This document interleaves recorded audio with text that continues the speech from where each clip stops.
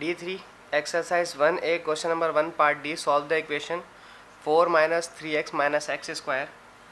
देखें, सबसे पहले तो मैंने आपसे कहा कि आप इसे अरेंज करें। पहले एक्स स्क्वायर वाली टर्म आनी चाहिए।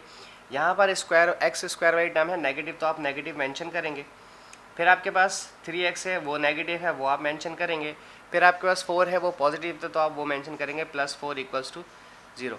आपके पास क्वेश्चन दिया हुआ था 4 - 3x - x स्क्वायर = 0। अगर मैं इन्हें अरेंज करता हूँ तो ये बनेगा -x स्क्वायर, जो कि ये था।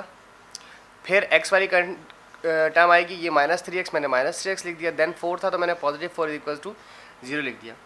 अब एक्स स्क्वायर नेगेटिव नहीं होना चाहिए, ये पॉजिटिव होना चाहिए। मैं काम करता हूँ, इन सबसे माइनस कॉमन ले लेता हूँ। अब वैसे तो बहुत आसान स्टेप है, हम इसको पॉजिटिव कर रहे हैं, इसको पॉजिटिव करें और इसको नेगेटिव कर दें। लेकिन चूंकि स्टूडेंट्स को थोड़ी कन्फ्यूजन होती है, इसलिए हम इसे -1 से मल्टीप्लाई करवाते हैं। पूरी इक्वेशन को -1 से मल्टीप्लाई करवाने पर सिर्फ जो है आपके माइनस के साइन पर अफेक्ट होगा, किसी भी नंबर पे कोई अफेक्ट नहीं होगा -1 से मल्टीप्लाई करवाने पर। लेकिन कंडीशन ये है कि आपने जो चेंजेस =2 के एक हाथ पर की है, वही चेंजेस आपको =2 के दूसरे हैंड पर करनी पड़ेगी।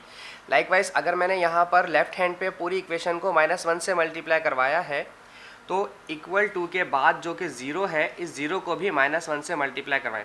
फ़र्क नहीं पड़ेगा, बट लेकिन मेंशन करने के लिए।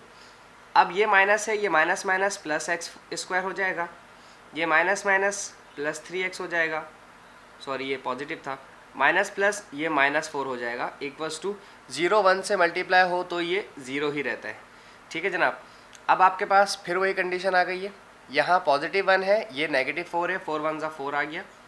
कोई दो ऐसे नंबर बताएं जिन्हें मल्टीप्लाई करें तो 4 आए, माइनस करें तो 3 आए। 4 1 = 4 होता है, और 4 में से 1 माइनस करें तो 3 आता है।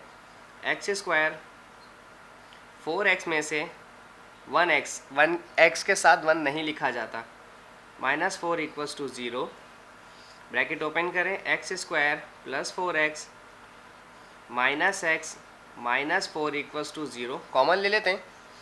यहाँ पर कोई नंबर कॉमन नहीं है, सिर्फ x कॉमन है, तो हमने x कॉमन ले लिया। This is x।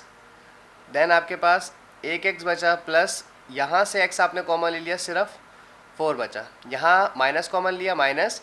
इन दोनों में कुछ कॉमन नहीं है। जब कुछ कॉमन नहीं होता तो आप 1 ले लेते हैं, क्योंकि 1 मल्टीप्लाई करने पर इक्वेशन आपके पास वही रहेगी। Then x minus minus plus और 4 एज इट इज़ आ गया। मैंने फिर बताता हूँ, यहाँ कुछ भी कॉमन नहीं था, यहाँ x था, यहाँ x नहीं था, यहाँ कोई नंबर था, यहाँ नंबर है, यहाँ नहीं था, यहाँ नंबर है। 1 ले लेते हैं, 1 को x से मल्टीप्लाई करेंगे 1 आएगा, 1 को 4 से मल्टीप्लाई करेंगे वापस 4 आ जाएगा।